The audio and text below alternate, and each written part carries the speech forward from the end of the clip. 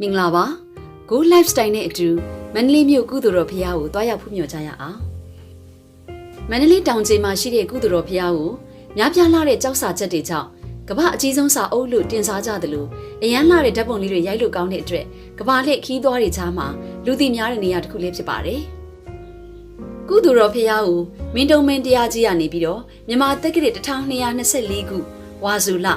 ခရစ်နှစ်1868ခုနှစ်မှာစောက်လုပ်လှူဒန်းတည်ထားကိုးခဲ့တာဖြစ်ပြီးတော့ဘွဲ့အမည်ကိုမဟာလောကမာရစိန်လို့မြည်တွင်ခဲ့စေပါတယ်။မန္တလေးတောင်ရဲ့တောင်ဘက်မန္တလေးကျုံးရဲ့အရှိမြောက်တောင်အရက်မှာတည်ရှိပြီးတော့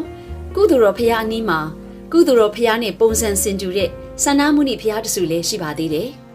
။တက္ကရာ1221ခုနှစ်ကစုံလာဇန်း23ရက်နေ့ည2ချက်တီးကျော်မှာမန္တလေးမြို့တော်ကိုပနှက်ချတဲ့အခါမှာတပြိုင်နက်တည်းအုံမြင့်ပနှက်ချတဲ့ခုနှစ်ဌာနအနက်မဟာလောကမာရစိန်စေတီတော်လည်းပါဝင်ပါတယ်။အဲဒီခုနှစ်ဌာနကတော့မြို့တော်ကျုံတော်မဟာလောကမာရစိန်စေတီတော်တိန်တော်ကြီးမဟာအတုလဝေယံကျောင်းတော်ပိရကတ်တိုက်တော်နဲ့သူရမဇရက်တော်တို့ဖြစ်ပါတယ်။ကစုံလားစုပ်6ရက်နေ့မှာ၎င်းခုနှစ်ဌာနလုံးကိုအုပ်စီခင်းကျင်းခဲ့ပါတယ်။ကုသိုလ်တော်ဘုရားကိုတည်ထားပုံမှာတမှုထူးကြပြီးတော့တတိုင်း3ထပ်ဖနက်ခင်းအချင်းတန်တောင်65အရက်တော်တန်တောင်90တမိုက်4သစ်ရှိပါတယ်1223ခုနှစ်တပေါင်းလားစုပ်တရက်နေ့တွင်တီဟိုမှပြင်းဆောင်လာတဲ့ဗုဒ္ဓမြတ်ဆွေတော်ဘွားတစုကိုစေတီမှာဌာပနာထည့်ပူဇော်ခဲ့ပါတယ်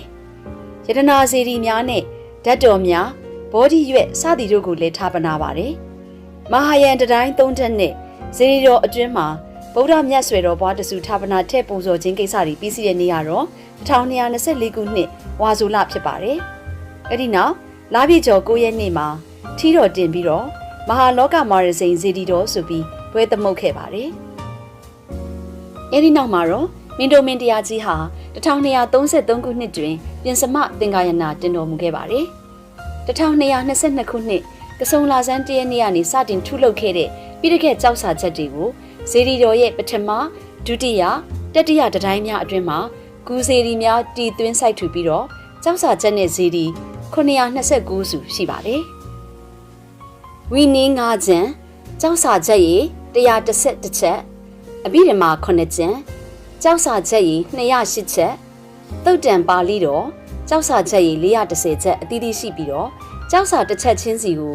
စေတီငုံပြီးတော့စုစုပေါင်းကျောက်စာယုံစေတီ929စုကိုထုလုပ်ဝန်းရံတည်ထားခဲ့ပါတယ်။များပြားလာတဲ့ကျောက်စာချက်ရည်တွေကိုတင်စားပြီးတော့ကမ္ဘာအကြီးဆုံးစာအုပ်လို့တင်စားခေါ်ဝေါ်ကြပါတယ်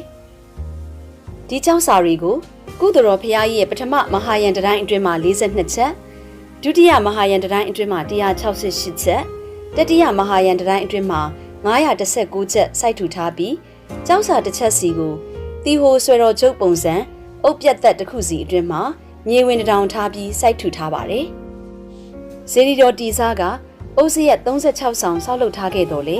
ရာသီဥတုဒဏ်ကြောင့်ဒီနေ့အချိန်မှာပျက်စီးပျောက်ကွယ်သွားခဲ့ပါပြီ။ကုသိုလ်တော်ဘုရားကကြောက်စာတွေကို